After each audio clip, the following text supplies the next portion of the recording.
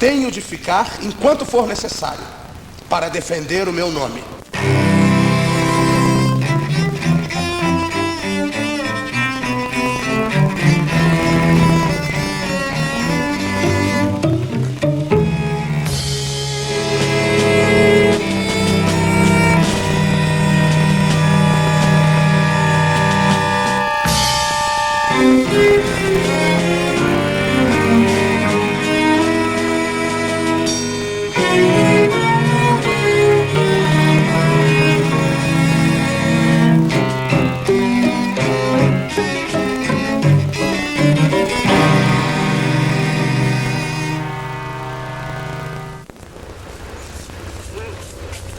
Bora! Vamos pra rádio, Edmar.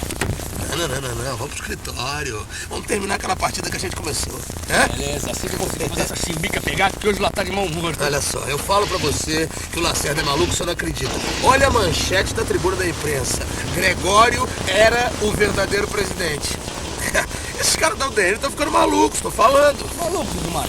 Você já viu o Lacerda rasgando dinheiro ou comendo titica? O Corvo não tem nada de maluco. Ó, esse cara é uma raposa. Ó, esse jornal dele devia chamar Tribuna da Imprensa. Essa é a cabeça. Vambora. Ai, ai.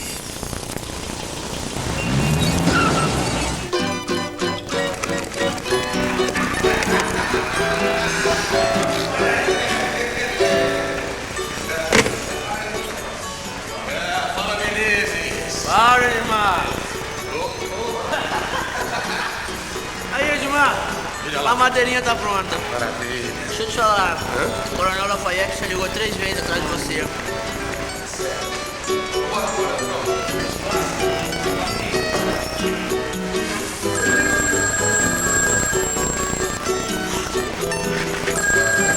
Alô? Tá sim. Só um minutinho. Edmar! Telefone!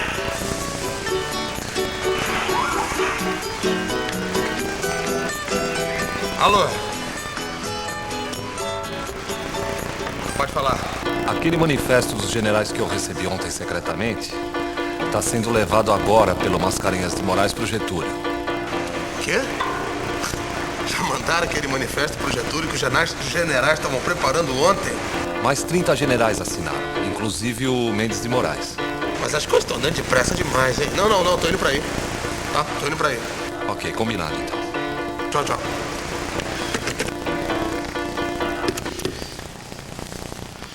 E os generais terminam o manifesto com uma frase que pode representar o fim do senhor Getúlio Vargas. O melhor caminho para tranquilizar o povo e manter unidas as Forças Armadas é a renúncia do atual presidente da República. Ao tomar conhecimento do manifesto dos generais, o presidente Getúlio Vargas prometeu reunir-se com seus ministros, mas insiste num ponto: não renunciará. Obrigado, ouvintes da Rádio Guarani. Terminou agora? Tá liberado? Posso? Claro, por favor. Me encontre meia hora lá no bistrô. Eu tenho uma bomba pra você.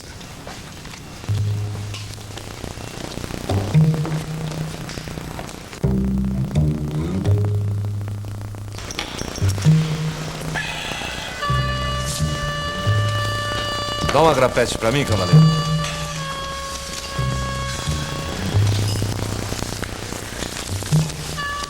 Esse documento aí, nem o Dr. Getúlio conhece.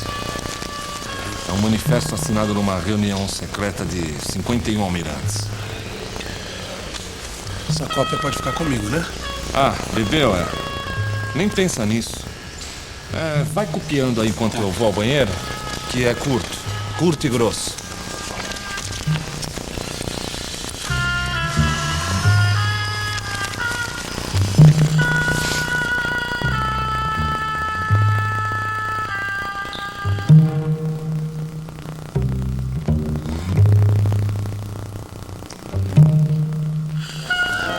Só pra você saber, esse negócio que vocês deram de decretar estado de sítio é bafo. Isso é conversa fiada de Afonso Arinos e UDN. Lá no Catete não tem ninguém pensando nisso.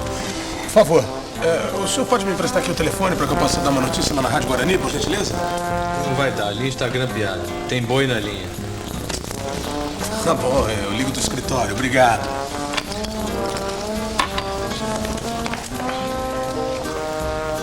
Foi fabricar minha grapete?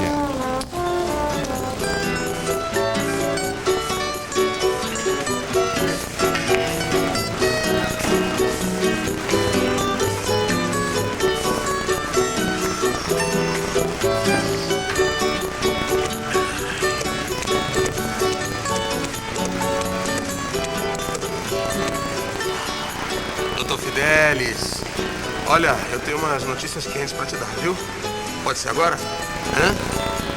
Tá. Eu ligo daqui a pouco. Tá bom. Até já.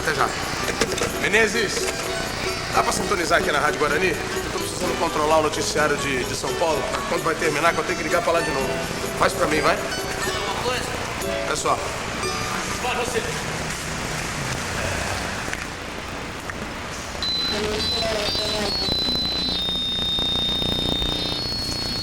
Do Anhangabaú, os estudantes seguiram para a porta do Palácio dos Campos Elíseos para exigir do governador Lucas Garcês uma posição pró-renúncia.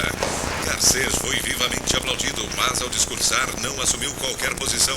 Disse que não desapontaria os que acreditam na decência, que tinham obrigação de impedir que o país caminhasse para o caos e que sabia estar diante das futuras lideranças da nação brasileira. Em nenhum momento o governador de São Paulo usou a palavra renúncia. Vaiado pelos estudantes, Garcês disse apenas: se vocês têm confiança no governo paulista, não peçam ao governador para declarar aquilo que ele não pode declarar. Nossos comerciais, por favor. O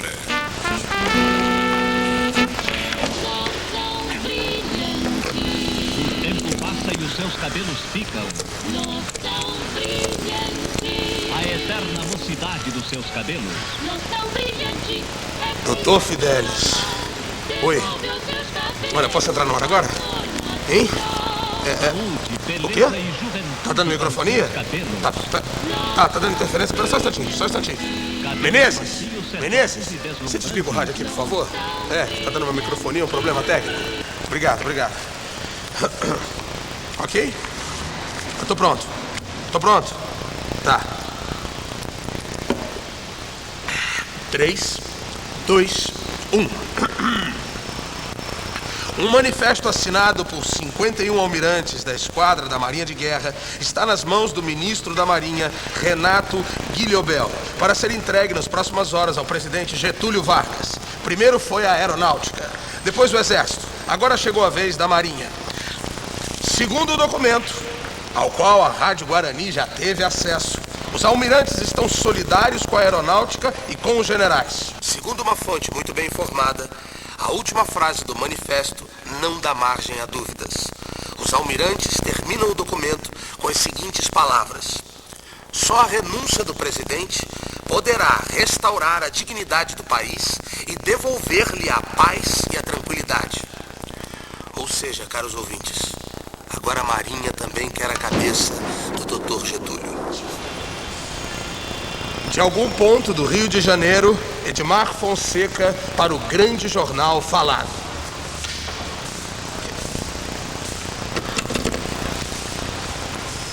Boa noite. Hoje é dia 23 de agosto de 1954.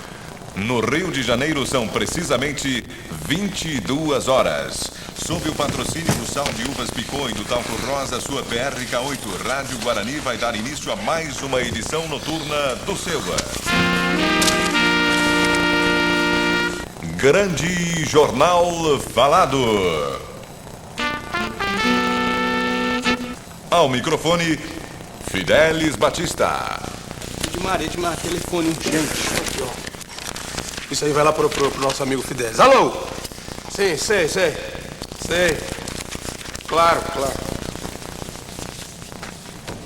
O chefe do Estado-Maior das Forças Armadas, Marechal Mascarenhas de Moraes, esteve agora à noite em visita à Vila Militar em companhia do ministro da Guerra, general Zenóbio da Costa, e do general Odílio Denis, comandante militar do Leste. De lá, os 3 chefes militares se dirigiram ao Palácio do Catete para transmitir ao presidente Getúlio Vargas o quadro da gravidade da situação.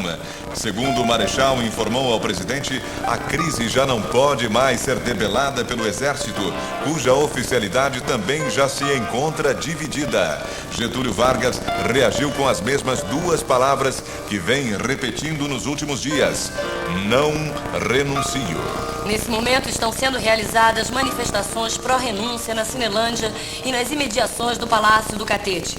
Segundo fomos informados, a agitação poderia estar sendo estimulada pelos comunistas, já que os manifestantes se referem ao governo como agente do imperialismo norte-americano. Pois é, assim como nós, o prezado ouvinte deve ter dificuldade para entender os comunistas. A imprensa popular, jornal do Partido Comunista, diz que Getúlio Vargas tem instintos sanguinários e é chefe de um governo de traição nacional.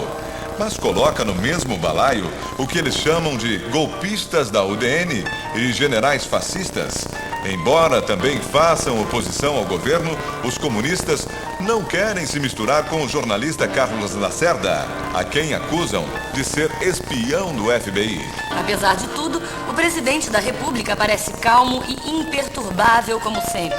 Hoje ele concedeu audiência ao poeta Augusto Frederico Schmidt e a um grupo de donas de casa que foram ao palácio se queixar da alta do custo de vida. E eu tinha a parte direta minha com ele, era primeiro marcar as audiências e fazer os telegramas de aniversário, onde que eu tinha um livro esse que eu mandava diariamente para ele, e as pessoas que ele queria cumprimentar, ele botava uma coisinha vermelha. E todas as audiências, tudo que ele escrevia para mim era tudo em lápis. Não, eu detestava a caneta, a gente fazia tudo a lápis. Então os bilhetinhos eram lápis, e chamando pessoas para receber e tudo. E a preocupação dele era tão grande com essas obrigações, vamos dizer, sociais, que até no último dia, no dia 23 de agosto, em plena crise, eu mandei o livro de audiências e ele ainda assinalou as pessoas que ele queria receber. Eu lembro que nesse dia ele recebeu o Augusto Frederico Schmidt, poeta, e que até ficou muito constrangido. Disse: Lúcio, mas numa situação dessa, presidente com tanto problema, ainda vai querer falar comigo? Eu digo: não, Schmidt, se ele mandou te chamar, você vem. E uma associação de donas de casa, que elas foram naturalmente reclamar quanto ao custo de vida. Todo mundo reclama quanto ao custo de vida, em qualquer governo se reclama, né? E já naquele tempo elas foram reclamar. E foram as 2 audiências que ele deu, naquele dia. Havia uma televisão que ele de vez em quando também via, que ficava num determinado ponto da varanda do outro lado. A gente olhava com curiosidade e havia aquela campanha mais absurdamente forte contra ele, mas ele não se detinha e nem se interessava muito. Mas nós ficávamos preocupados e às vezes desligávamos a televisão e ele disse: não precisa. Ele tinha um autocontrole total e absoluto. Porém, quando a coisa começou a ficar forte a ponto de chegar ao atentado, aí ele desapareceu. Ele passou a fazer as refeições no quarto, ele não descia mais, e só tinha acesso ao quarto, a dona Dácia, a Alzira, os filhos, e ninguém mais, a si mesmo, por pouquíssimo tempo, que ele não gostava, não queria falar. No dia 23, até 7, 8 horas da noite, foi o dia mais comum e banal de todos que se passaram no palácio, dentro do palácio. Fora do palácio, houve grandes agitações no Congresso, sobretudo discursos bastante violentos perante o presidente Vargas, as confabulações entre as Forças Armadas.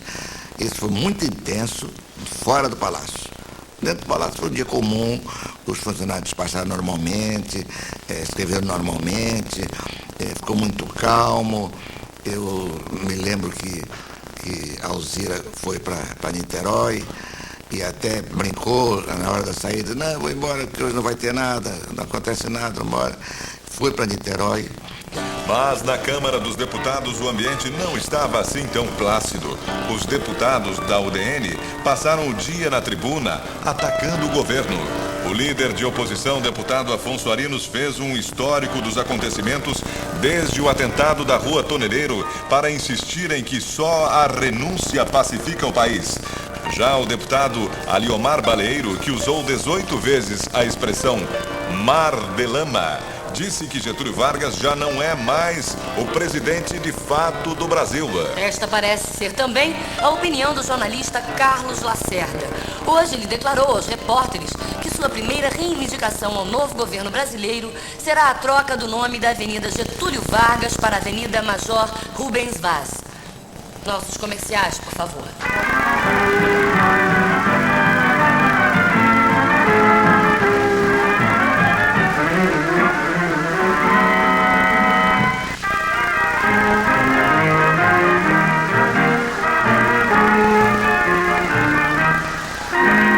O garoto acordou e tossiu. O velhote tossiu, não dormiu. Só não tosse quem toma Bromil. Só não tosse quem toma Bromil. É Bromil. Você tem um jeito inusidoro. O cara não sai de cima da Martinha. Outro dia tem que dar 5 pratos pra ele sair andando. Ô, Edmar. Sabe o que é que podia ter alguma novidade pra gente aí? O Samuel Weiner, da Última Hora. Sabe que ele é da Copa e da Cozinha lá do Catete? Podia tentar arrancar alguma coisa dele. Rapaz, você acha que ele vai dar alguma coisa pra gente? Ele vai botar no jornal dele. Mas não custa tentar, ele gosta de repórter. Entrador, furão. Dá uma ligada pra ele, vai. Tá certo, Fidel. Edmar Fonseca. Peraí, deixa eu ver. Vamos ver, né? Vamos ver. Alô? Alô? Sim. Dona Rita? Como vai? É Edmar. Edmar Fonseca. Tudo bem? Fala que é da rádio. Tá certo. Me diga uma coisa. Será que o Samuel pode me atender? Um segundinho só. É coisa muito rápida. É. Tá bom. Tá. Ele vai atender a gente. Fala que é da rádio. Alô? Samuel? Assim como vai Edmar Fonseca, Rádio Guarani, como vai? Tá bom? Sei. Como vai? Claro. Sei que tá tudo bem. Tá tudo... Não, tudo mal, né? Me diz uma coisa. Essa manchete foi você que fez, né? Ah, não? Foi ele? Sim. Tá bom. Tá certo. Obrigado, viu? Obrigado, desculpa incomodar. Passar bem. Tá bem. Bendita a hora que você mandou ligar pro Samuel. Deixa eu ver. Não. Eu vou bater aqui, já te levo, vai pro aquário. Eu te levo lá rapidinho. É só apresentar sua carteira profissional para você comprar tudo para o seu guarda-roupa. Roupas, camisas, calças, sapatos, tudo com 20 é coisa de vezes covarde, para quem tá pagar fugindo. sem fiador, com 100 de entrada, sem mais nada. E atenção!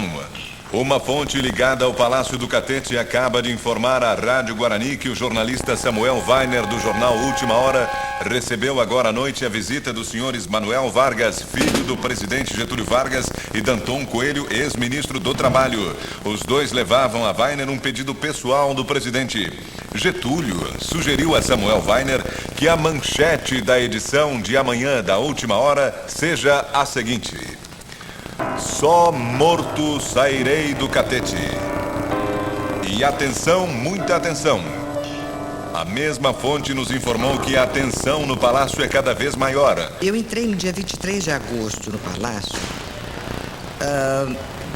quase de madrugada, quando tinha menos gente, eu e meu marido. Aí ficamos até uma certa hora e ele teve que levar a Alzira a Niterói. E o tempo foi passando e aquele barulho ensurdecedor de aviões e as pessoas gritavam: a Vila Militar está descendo, a tropa de não sei de onde está vindo. E eu ali naquele... E o Flávio Vigues de Mello comigo. E de repente ele me diz: vamos ao cinema. No Palácio tinha um cinema pequeno, mas que eu fui muitas vezes com o presidente, que gostava muito de filmes de Ava Gardner. Era o máximo, a mulher mais linda do mundo. E então nós entramos no cinema, eu e o Flávio nos sentamos, mas o cinema já estava repleto de catarinas, desses meninos militares, todos vendo um filme. E não tinha começado. Assim que nós chegamos, o filme começou. Estava eu e o Flávio e o cinema repleto. E passava um filme de bang bang, bem bang bang daqueles. E eu estava muito interessado, pelo menos estava distraída, sem pensar que o meu marido não estava lá. Eu estava distraída. Mas de repente o filme me parecia John Wayne. Provavelmente John Wayne, mas ele era assim muito jovem, muito bonito, e ele era uma atração para os meninos também. Que ali estava quase uma coisa de bang bang, né? Todos eles estavam armados. Aí vem um coronel que comandava, que eu não me lembro o nome, e não acenderam as luzes. Ele entrou no foco do filme. Então, a gente confundia a cabeça dele com a cabeça do John Wayne, só que ele tinha um cap. Então, era aquela coisa estranha que eu dizia assim, mas onde está o John Wayne? Está atrás dele. E ele disse, assumam seus lugares que o palácio vai ser atacado. Aviões da aeronáutica têm feito voos rasantes sobre o Catete. Alguns oficiais estão distribuindo metralhadoras e munições para as pessoas que se encontram nas dependências do palácio. Eu trabalhava assim, do lado tinha uma máquina de escrever e em cima tinha uma janela. E nesta janela ficava um guarda, aqueles catarinas que eles chamavam de catarinas. E não só na minha sala, mas em toda a volta do palácio estava guarnecida por metralhadoras, né? Metralhadoras que seriam, como eu disse, uma coisa completamente pífia, pensando no que poderia ser o ataque que viesse lá de fora. Mas enfim, era como se trabalhava naquela época. E nós fomos atropeladamente correndo, todos nós, para a porta do gabinete. E quando a porta se abriu, tinha muita gente da família, tinha a sobrinha, tinha o filho, tinha o Lutero, tinha muita gente ali reunida. E havia uma preocupação muito grande com as pessoas, principalmente as senhoras que estavam lá. E o Lutero se aproximou do ministro Arnaldo da Costa, que estava saindo, porque primeiro saiu o presidente, né? Depois é que os ministros saíram. E ele disse, ministro, onde é que eu posso colocar as senhoras e o presidente em caso de ataque ao palácio? Ele disse, em qualquer lugar, porque isso vai tudo pelos ares.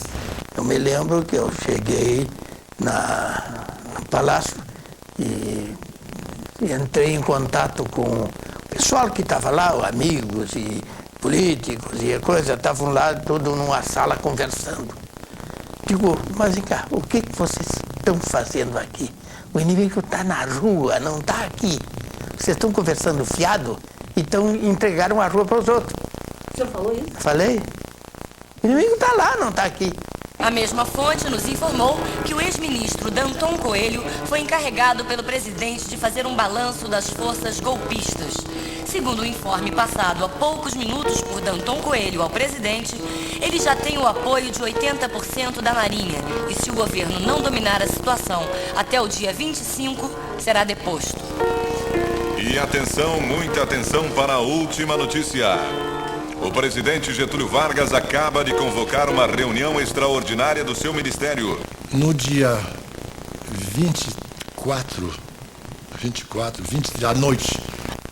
23 à noite, cerca de 9 horas, Benjamin Vargas telefona e diz para meu pai que o presidente quer falar com ele. Lá fomos, Oswaldo, meu irmão, Oswaldo, meu pai, e eu. Meu pai entrou imediatamente para o gabinete e nós ficamos naquela sala. Os dois oficiais de gabinete e meu irmão e eu. Passados alguns momentos, o doutor Getúlio sai do gabinete de pijama, listado, com um charuto na mão. Passa por mim, me vê e diz assim, você andou dando uns tapas no Lacerda? Ele disse, não, presidente, só pude dar um, porque me agarraram logo depois. E ele seguiu para o quarto. Ao voltar, ele já voltou vestido. E entrou de novo no gabinete. Meu pai tinha ficado sozinho lá, acredito eu. Aí abre-se a porta e meu pai diz assim, o Zenóbio vai chegar aí. Se chegar com maus modos, prendam-no. Eu achei aquilo profundamente esquisito, mas encontrei ali o Oswaldo Aranha, que eu conhecia, o homem de iniciativa, de atitude e de comando. Quando eu cheguei no palácio, perto do Palácio Catete, naquela rua que entra o Palácio Catete, já estava tudo cercado. E os guardas não queriam deixar passar nenhum carro para a Rua do Catete. Eu peguei minha carteira de funcionária e mostrei assim ao guarda e disse para o meu amigo, toca porque eu vou entrar de qualquer maneira. Quando chegamos na porta, a porta do Catete estava também fechada. Aí o guarda que me conhecia de todo dia, disse, estou na luz, a senhora vai entrar? Mas a senhora pode ser que não saia. Eu digo, não me interessa, eu quero entrar. Sair depois eu vejo. Eu não, nem pensava nisso, eu queria estar lá. Queria estar lá perto dele e perto das coisas que estavam acontecendo. Era isso que eu queria. Algumas das pessoas estavam lá embaixo, no andar térreo do prédio, vieram a mim e me disseram assim, olha, nós estamos com fome, fala aí para arranjar um sanduíche, uma comida para gente e tal. Eu disse, pô, não, vou pedir. Quem administrava o palácio era o general Caiado de Castro, chefe do gabinete militar, que era surdo, muito surdo mesmo. Eu fui a ele e pedi, general, o pessoal aí está querendo um sanduíchezinho aí, só não dá um jeito. Ele disse, claro, vou chamar o mordomo. Veio o homem. E o general disse, olha, manda um sanduíche aí pro pessoal. Tá? Ele chegou perto do general e disse alguma coisa no ouvido do general. General, olha, como é? Já, como é? Diz isso de novo. Não, general, olha aqui, diz como é que é. Não, já não posso fazer sanduíche porque não tem pão no palácio. Era incrível isso, né? Quer dizer, se porventura tivesse havido intenção de reagir, não tinha alimento nem para os soldados, nem para nós que estamos lá dentro. Nós íamos todos nos entregar pela fome. Durante o dia, por algum motivo, eu tive que ir lá em cima levar algum papel. E eu encontro com o presidente entrando na sala de despacho. E ele estava vestido de marrom. Eu sou muito supersticiosa. Chamei o Wilson, que era o mordomo que servia. Eu disse, mas Wilson, numa crise dessa, você me dá uma roupa marrom para o presidente botar? Ele ficou triste, não, nem me lembrei. Eu digo, mas não devia ter dado. E foi embora. Alguns ministros já se encontram no Palácio do Catete, que está cercado por soldados leais ao presidente.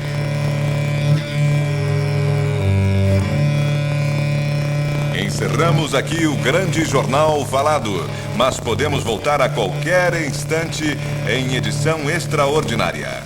Boa noite. Voltamos agora ao quarto e último capítulo da biografia de Getúlio Vargas. A insistência com que o nome de seu filho Lutero aparecia como mandante do crime preocupava o presidente. No outro dia, quando chegou aqui no Palácio do Catete, os jornais publicavam, principalmente a Tribuna da Imprensa, de que o Lutero tinha sido mandante do crime da Rua Transeira, do atentado da Rua Transeira. Então ele ficou preocupado com aquilo e mandou que eu chamasse o Lutero, mandou que eu chamasse o chefe de polícia e mandou que eu chamasse o vice-presidente da República, Dr. Café Filho. Chegou o Lutero, entrou no gabinete dele, eu vi quando ele fez a primeira pergunta, se ele tinha alguma coisa que ver com aquilo. E aí eu tinha saído e não vi o resto da conversa. Mas, quando o Lutero saiu, eu entrei no gabinete, ele estava já mais tranquilo, tinha passado aquela preocupação que ele estava sobre isso. Então, eu perguntei, presidente, o senhor mandou chamar o chefe de polícia e o vice-presidente da República, que estão aí. Manda eles embora. Eu digo, não, mas não dá para fazer negócio, eu tenho que conversar com ele.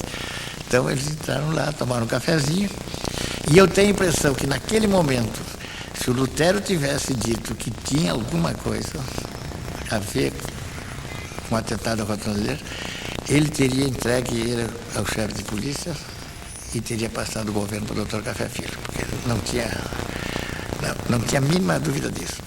Convencido da inocência do filho, Getúlio reúne a família e decide que Lutero abriria mão de suas imunidades de deputado federal e se apresentaria à República do Galeão, espontaneamente para depor. Mas antes, tinha que fazer uma proclamação à nação condenando o atentado. Era mais uma articulação de Tancredo e de Amaral Peixoto, marido de Alzira, que escreveram o texto que Lutero leu naquela mesma noite diante dos microfones da Rádio Nacional. Os relógios mostravam que já era madrugada de sábado em todo o país, mas no Palácio do Catete era como se os ponteiros insistissem em continuar na maldita sexta-feira 13 de agosto. Enquanto Lutero falava no rádio, o Major Fittipaldi resolveu colocar ordem nos objetos pessoais do presidente. Quando voltamos lá da Mannesmann, aqui eu lá no gabinete, preparando aquela papelada, que era quem preparava aquilo tudo para ele, e encontrei desse bloquinho da presidência, esses blocos menores, aquilo que me pareceu ser as premissas de um pensamento. Então, quando eu li aquilo, eu decorei na hora. Decorei e estava escrito: a sanha dos meus inimigos, deixa o legado da minha morte. Leva a mágoa de não ter podido fazer pelos humildes tudo aquilo que eu desejava. E então, como eu decorei, eu peguei um pedaço de papel e repeti com a minha letra, e levei para o Major Ascioli, que era o ajudante de ordem, que estava de serviço ali, e disse para ele: lê isso aí. Ele leu e disse assim: isso aqui é bilhete suicida. Tá. Então, quando a dona Alzira chegou à noite, eu entreguei para ela, ela leu e disse assim: você está pensando a mesma coisa que eu estou pensando? E eu disse: olha, dona Alzira, eu não só estou pensando no que a senhora está pensando, tenho certeza do que o que nós estamos pensando vai acontecer. Ninguém falou em suicídio. E ela disse: então temos que tomar alguma providência. E aí fomos no quarto do Dr. Getúlio, entramos ali, ela tirou o sapato, ele estava dormindo, e no meio daquelas investigações ali, ele acordou, levantou, sentou na cama e disse: o que está fazendo aqui dentro? Aí ela chegou perto e mostrou aquele papel. E ele leu e disse assim: o que é que você tem que andar bisbilhotando nos meus papéis? A dona Alzira disse: quem tem filha bisbilhoteira não deixa essas coisas aí em cima do gabinete. Aí ele levantou, botou a mão no ombro dela e disse assim: olha aqui, rapariguinha. Era o termo carinhoso que ele chamava. Se você estiver pensando em suicídio, risque isso da sua cabecinha. E bateu aqui. Porque o suicídio é uma covardia. E a minha morte tem que representar uma coisa muito superior a uma covardia. No dia 14 de agosto, uma bomba sacode o Catete às 2 da tarde. Uma escolta de oficiais da aeronáutica acabara de levar Gregório preso.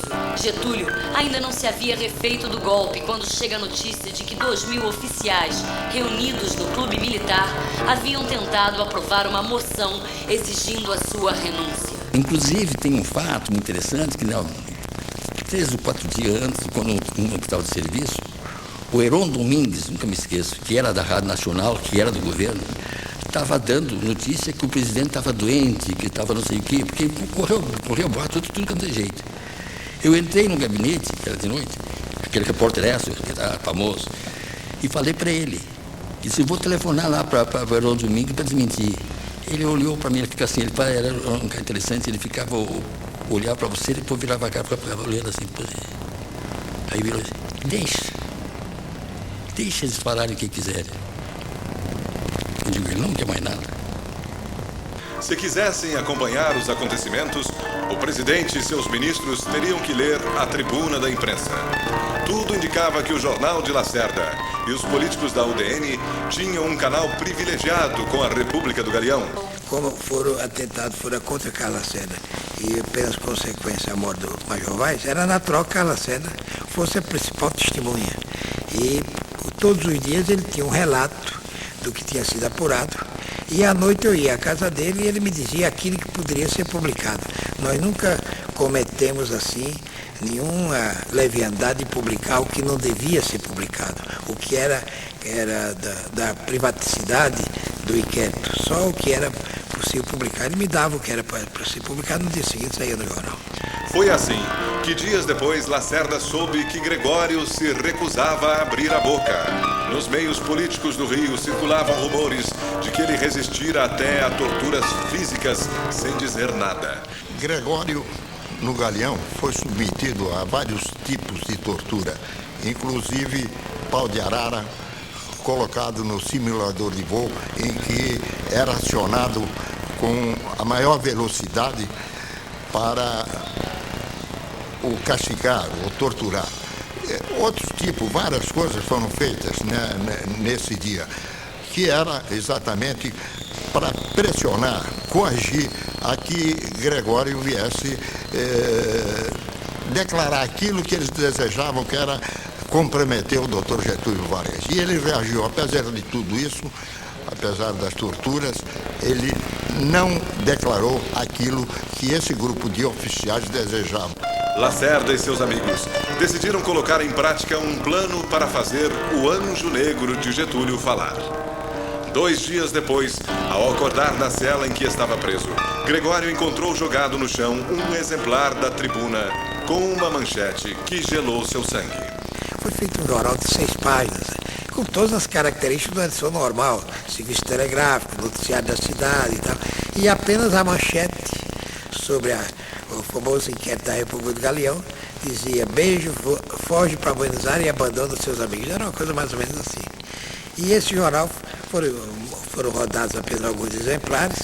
Nós tivemos dúvidas de fazer, porque embora achássemos que do ponto de vista do inquérito era lícito preparar uma cilada dessa para o réu, o indiciado, do ponto de vista do jornal, fazermos uma edição falsa, vamos dizer, não era uma boa posição para nós. Mas houve insistência e o Carlos, naquela paixão, e ele era um homem apaixonado, concordou que se fizesse a edição e se fez. Ao ler aquilo, Gregório desabou. Se até Beijo, seu protetor e irmão do presidente, fugira do país, então não lhe restava outra saída. Ele teria mesmo que contar o que sabia. E Gregório sabia tudo. Sim, fora ele quem mandara Climério contratar o pistoleiro Alcino para dar cabo de Lacerda. Eu não quero tocar mais nisso. Embora confessasse tudo, o depoimento frustrou a República do Galeão. Gregório assumiu toda a responsabilidade, mas não deixou que qualquer suspeita respingasse na pessoa do presidente, de seu irmão Beijo ou do filho Lutero. A cada dia aparecia um escândalo novo. Gregório intermediava negócios na carteira de importação do Banco do Brasil e, por sua influência, empresários paulistas haviam conseguido guias de até 13 milhões de dólares. Gregório comprara de Manuel Vargas, filho do presidente, uma fazenda no valor de 4 milhões, embora recebesse um salário de 15 mil cruzeiros. E quando ele foi preso, eu estive lá no Galeão, a convite lá dos meus companheiros, o Coronel Scafa, o Coronel Adilo, e um colega de turma também que estava lá. E conversando sobre esse assunto, depois das conversas, eu perguntei se eu podia visitar o Gregório e fui lá. Fui lá conversar com ele.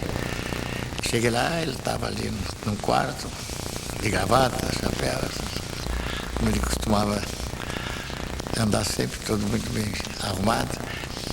E eu fui chegando e ele foi dizendo: Major, o senhor não acredita que eu ia fazer aquela bobagem lá, né? Estou aqui para ouvir, me contar. Então ele me disse: olha, eu acampanava o Lacerda, tinha gente que tinha muito tempo, eu não tinha ainda um projeto definitivo do que eu ia fazer, mas como meus homens já estavam muito manjados, eu contratei esses dois que eram conhecidos meus, para que continuasse por um período, me trouxesse essas informações. Ao ler aquelas denúncias, Vargas teria feito a Tancredo Neves um desabafo que passaria para a história. Sinto que sob o catete corre um mar de lama, disse Getúlio. Mas as más notícias não paravam de chegar ao catete. Na manhã do dia 17, uma patrulha de 200 soldados e oficiais da aeronáutica, comandados pelo coronel Délio Jardim de Matos e pelo piloto Carlos Niemeyer, encerra 10 dias de caçada e consegue finalmente capturar nas matas de Tinguá, no estado do Rio, o elo de ligação entre o assassino e o catete. Climério Euripes de Almeida, o guarda-costa que contratara Alcino para matar Lacerda. Estava passando pelaquela boate, Vogue ali no Leme, que eu sempre que ia viajar, eu passava por lá, porque era sempre de madrugada, um jogo muito cedo. Eu passava, depois de dormir em casa, eu passava na boate para comer um filé, uma coisa, que era no meu café da manhã, das 2 horas, 3 horas da madrugada. E quando eu estava comendo, o Antônio Maria apareceu e me deu uma notícia horrorosa de que tinha assassinado o Vaz. O Major Vaz era amigo nosso, um colega nosso. Eu era oficial da reserva. Eu tinha sido da ativa durante uns 3 ou 4 anos, fiz muitas amizades lá dentro, e na hora que mata um amigo meu, vamos aí. E houve várias caças, várias missões que a gente chamava, vai na rua tal, número tal, tem uma pessoa que foi ligada a isso, foi quem transportou o homem que disparou o tiro e tal. A gente passava horas e horas, às vezes, parado na rua esperando a pessoa pintar para prender, para ir e tal. Mas numa dessas missões, houve uma convocação geral, houve um boato de que alguém teria visto o Climério em Caxias. Ele foi visto lá e tal. Então nós nos reunimos lá no calabouço, eram umas centenas, 150 homens, oficiais e não oficiais, participantes das operações, e nos dividimos em vários grupos e partimos para Caxias, ciscar até encontrar o homem. E começou a escurecer. E digo, eu vou simular aqui uma operação gigante. E comecei a dar ordem para 1000 imaginários sargentos e pelotões. Eu fui falar, sargento fulano, leva um pelotão para a direita. Eu comecei a dar 1000 ordens aos berros lá para trás. De vez em quando o tal soldado disse, senhor. Então nós criamos um clima em volta do Climério, que eu sabia que ele estava por ali, e que ele estava se sentindo cercado pelo exército brasileiro. Soldado para burro, gente para ir. Claro que usamos o metralhador, demos uns 2 ou 3 tiros para o ar para dar um cunho de veracidade à coisa. E de manhã, às 7 horas da manhã, mais ou menos, iniciou essa operação. A combinação, quem pegasse, desse 2 tiros para o ar. E o Délio, justamente o Délio, por felicidade nossa, porque era um jeito muito esperto, vinha andando e viu. Ele enxergou o Climério lá embaixo, ele vinha assim do morrinho, viu ele sempre lá agachadinho assim atrás de uma bananeira. E de costas, não estava nem vendo o Délio. E o Délio foi andando e chegou e esteja preso. Esteja preso. O governo parece perder o controle da situação. E aos poucos, o centro do poder real se desloca do Catete para o Galeão. Guardada por impressionante aparato militar, a República do Galeão abriu seus portões hoje, dia 23 de agosto, para os fotógrafos registrarem a identificação criminal dos acusados. Ao contrário do que se imaginava, Gregório Fortunato surgiu sereno diante das câmeras. A todos, Getúlio Vargas transmite a impressão de que já decidiu o que vai fazer. Mas nem mesmo os filhos ou os amigos mais próximos conseguem decifrar o mistério dessa esfinge que mudou a face do Brasil. A pergunta que hoje atormenta 55 milhões de brasileiros continua sem resposta. Conseguirá Getúlio Vargas, mais uma vez, ser dono do seu destino? Nossos comerciais, por favor. Alguém pode me explicar o que está acontecendo com esse país? Afinal de contas, o velho aguenta ou não aguenta essa parada, gente? Bom, Pelo que me disseram as pessoas que estiveram com ele hoje, o doutor Getúlio não vai entregar os pontos. Vai ter resistência sim. Mas resistência como? Se o exército, a marinha, a aeronáutica, tá todo mundo contra ele. E eu acerto. Esse cara tem o diabo no corpo, sintoniza o que eu tô falando, gente. Pois eu acho que vai terminar em marmelada, como tudo no Brasil. Se o Getúlio der um ministério pro brigadeiro, uma embaixada pro Lacerda, tá tudo resolvido. Em uma semana, só a viúva e os filhos é que vão lembrar quem foi esse tal Major Vaz. Minha querida, tira o cavalo da chuva. Esse negócio aí, senão não vai acabar bem.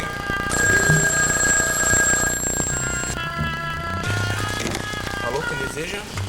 Um momento. Alô, alô. Sou eu.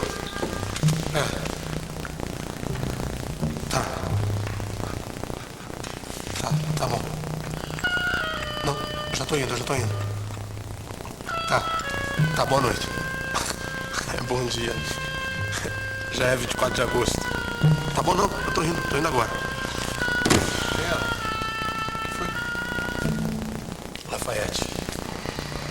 Ele falou pra mim que tem uma coisa muito importante pra me dizer. Não pode falar por telefone, eu vou ter que ir pro Palácio do Catete agora. E você acha que vão deixar você entrar lá, Edmar? E se entrar, não vai sair. Escuta o controle de Pera aí, rapaz. Ele já combinou tudo com segurança. Vai estar me esperando na porta. O Lafayette vai estar na porta me esperando. Vai, eu fico aqui até você ligar. Se for coisa importante, a gente faz o seguinte: bota o jornal no ar outra vez. Tá certo, claro. E outra coisa, se eu fosse você, não ia pra casa hoje não. Tá bom.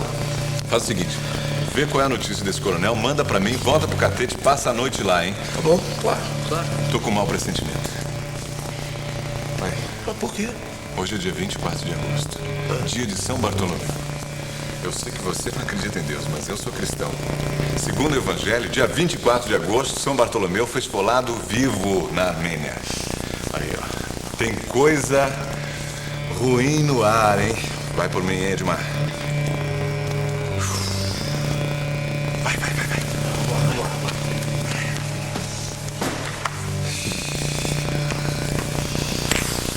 Você teve lá? Tive, foi uma loucura. Peraí que eu tenho que entrar. Desculpa. Boa noite, senhores ouvintes da PRK-8, Rádio Guarani. Estou transmitindo diretamente da sala de reuniões do Palácio do Catete, onde ainda hoje haverá uma reunião do presidente Getúlio Vargas e seus ministros.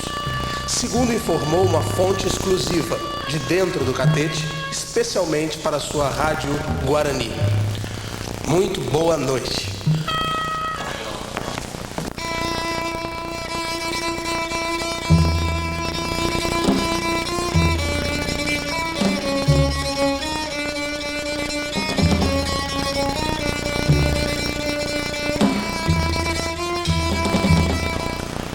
Fidelis, olha, se eu sobreviver a isso tudo, bem que essa rádio podia pingar uma hora extra no meu Pires, né? Tá bom. Tá, tô pronto. 3, 2, 1. Bom dia, ouvintes da Rádio Guarani. Aqui é Edmar Fonseca em mais uma edição extraordinária do grande jornal falado. Em meio à reunião ministerial que se realiza neste momento no Palácio do Catete, o presidente Getúlio Vargas entregou à sua filha, Alzira Vargas, um bilhete manuscrito. Eu tenho aqui em minhas mãos o original deste bilhete, em que o presidente diz o seguinte: já que o ministério não chegou a uma conclusão, eu vou decidir. Determino que os ministros militares mantenham a ordem pública. Se a ordem for mantida, entrarei com um pedido de licença. Em caso contrário, os revoltosos encontrarão aqui o meu cadáver.